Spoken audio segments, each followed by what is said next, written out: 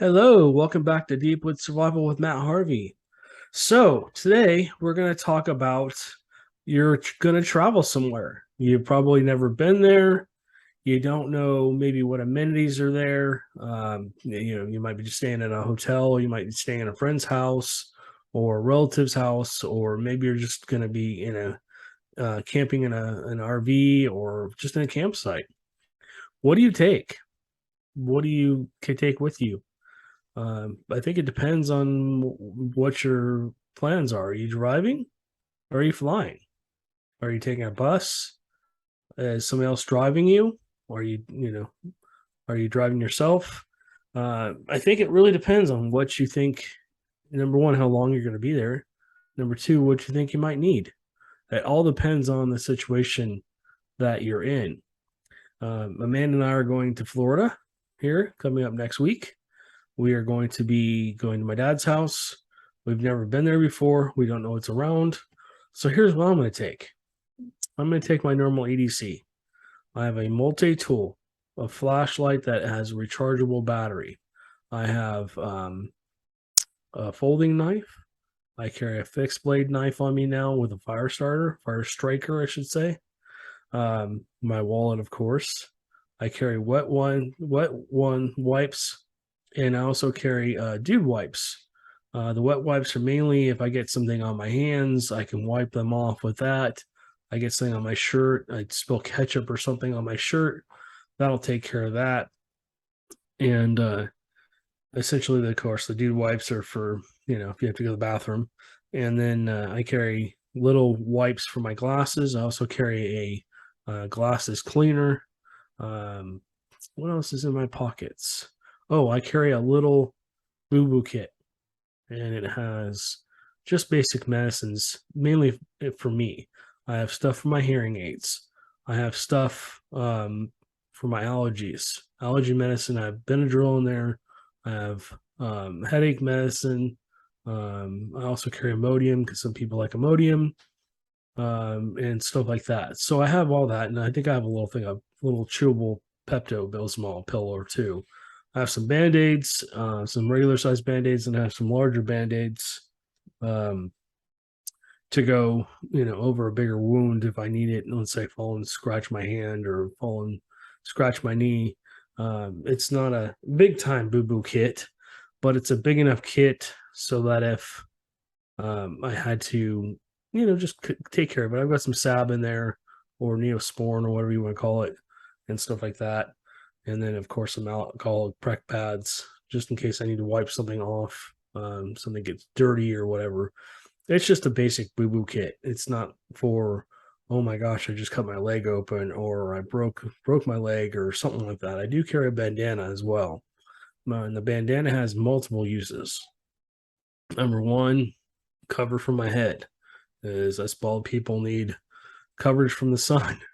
Um, it also has, you can use it as a bandana over your face. You can use it as a tourniquet, and there's a lot of other uses for bandanas. Filtering water, if you want to scoop something up and the water's gross, you put the bandana over it and then let it sit under there and let it suck through that bandana. At least you get some of the chunks out before you have to boil your water. So you won't have a bunch of stuff floating in your water. So yeah, that's a good use for that. Okay, so we are driving. So we have more options than if you're flying or maybe going on a train or whatever, because we're not going to be going through any kind of area where there's security and we have to scan things through.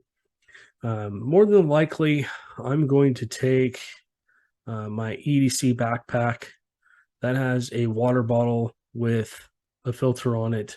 I also have in that backpack a metal bottle so I can boil water if I need to. Two ways to take care of water. Also have just a regular Sawyer Mini in there. So that's three ways to filter water if I need to. Of course, there's always boiling if I need to as well. But I carry a light jacket, some undergarments in there. I carry some electronic kit. Essentially, has plugins for different devices I have. has an extra set of headphones, also has chargers for everything I have, my hearing aids, everything. And then also in there is some gloves, essentially, because I work out in the forest sometimes. Um, if I have to walk home or whatever, I need some kind of protection for my hands. Um, and going to Florida, I mean, we're going to be in flip flops, shorts, and a t shirt probably the whole time because it's going to be nice down there. But just in case, I might throw an extra pair of boots in the back of the car, a pair of jeans or long pants, maybe some cargo pants, just in case, maybe a long sleeve shirt that is water wicking and quick drying because it does rain a lot in Florida, more than here than more there than here in Texas. So probably bring a backup pair of glasses, probably bring an extra hat or two, and then probably going to have just normal clothes, of course, swimming suit and all that fun stuff. But we'll probably pack some water in there, some extra food. Um, Amanda's car, both cars have emergency supplies. I think there's duct tape in there. There's chem lights or glow sticks. There is rope in there. There is gloves in there. There's bottles of water. I know you shouldn't leave a bottle of water in the car, but it's just for just in case. I mean, worst case scenario, I attach the Sawyer Mini to the top of it, and we can drink out of that. So we're not drinking all that plastic. We basically in chemicals. Hopefully, it'll filter out most of that. Um, if you know the Sawyer Mini at all, you might be going, well, it doesn't really filter that out. Okay, well, let me know in the comments. I appreciate that. But essentially, we're going to be gone for like 4 or 5 days. So we're not going to be carrying a whole lot with us. There may be a chance for a hurricane to hit on the way there. So I'm going to have a jacket. I might bring, like I said, some boots that are waterproof. Um, More than likely, it's going to be warm rain, so I'm not going to have to worry about if I just put my swimming trunks on. I don't really care if my swimming trunks get wet. I might want to do something with my phone. Um, we're going to be driving along the coast. So you're just going, okay, you might deal with flooding. So, of course, we'll have our cell phones with us and we'll be essentially prepared for if we have to alter routes. We carry an atlas with us, an actual physical atlas, not just GPS on our phones. So if we need to, we can kind of look and see where we are and then navigate from there as well. Always good to have a hard copy map in your car or on your purse. So for your state or states that you're going to go into, so that you can look back and go, oh, okay, yeah, now I know I'm here. I can't go this route. I need to go around somehow. My phone isn't working. Maybe the satellites have been knocked out, or maybe the cell phone service has been turned off because of the incoming hurricane, whatever. That's just the scenario that we're going to have to prepare for as we go down there. My dad does live right on the water. He lives on an island down there. So maybe, hey, Dad, come with us type thing. We're going to go to higher ground. I don't know. I don't know what the story is going to be or if that hurricane's even going to hit Florida. Right now, they're looking at Florida, Louisiana, and Texas. If it comes over Texas, it looks like it's going to come right over where we live. Yay. So we're about 130 miles from Houston, just straight north. And that's where the storm is supposed to go over Houston and straight up. So by the time it gets here, the only thing I can think of is we do get a lot of wind out here. There could be possible tornadoes, and there could also be the possibility of maybe some light flooding. Our area drains pretty well, but if we get too much water too fast, I don't know what's going to happen. So that's another thing we'll have to kind of figure out. We do have somebody staying at the house, watching our dogs, and stuff like that. Another question is, do you bring a weapon with you? I'm not going to get into any specifics, but do you carry a weapon with you? Mm, I don't know. With everything going on in the world, I think Amanda and I can figure our way back out of there without having to carry any kind of a weapon, if you will. Um, like I said, YouTube is pretty strict about that. I just don't want them uh, keying on that word and or somebody else keying on that word and reporting us. So, anyways, yeah, we definitely will be prepared for any kind of weather situation. Of course, I'm gonna have flip flops with me too. So, I mean, my flip flop getting wet, it's not gonna be a big deal. And the water will be pretty warm, I'm guessing. So, it won't be like we're gonna have frostbite or anything. We'll be inside of a vehicle. Worst case scenario, if things get really bad, we'll find a place to shelter or hunker down somewhere and write it out. I don't think we're going to have an issue, but you never know. Who knows? So, all things that you have to think about when you're traveling. What's the weather going to do? You know, that's just another thing that you should be thinking about when you're planning a trip. Knowing where you're going. Have the plan maybe printed out on a piece of paper. I know very few people now use MapQuest, but you can basically print it out with the whole directions, put it in a Ziploc bag, a gallon Ziploc bag, and guess what? It's dry. It's ready to go. You can just look at it real quick. It's not going to take up a lot of room. It's not heavy. So that's another option for you. So you know where to go. Again, having an atlas. So in case you have to vary from wherever you think you're actually going to go, you're not going to take that highway. Now you got to go inland a little bit, and you need to know which highways are which. And for some reason, the cell phone's down. Again, uh, we're so reliant on our cell phones these days. What happens if they go down? What happens if the internet goes down? What happens if the power goes out? That's another thing we have to think about. We might bring some little battery powered fans, probably bring a couple of extra battery banks. I always leave a couple power banks in each car. That way, in case we need to recharge our cell phones or my flashlights or whatever. Amanda has a flashlight in her car too that's basically powered by battery. It's battery powered, not just like you turn the bottom and you pull the battery out and then put a new one in. This recharges. So yeah, I think that if you're going somewhere, you really need to kind of think things out. Now, don't stress over it.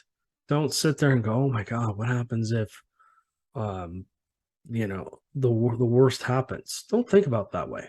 You're going somewhere probably to have a good time, enjoy yourself. We're going to be visiting family and friends that live out in Florida. We're excited about it.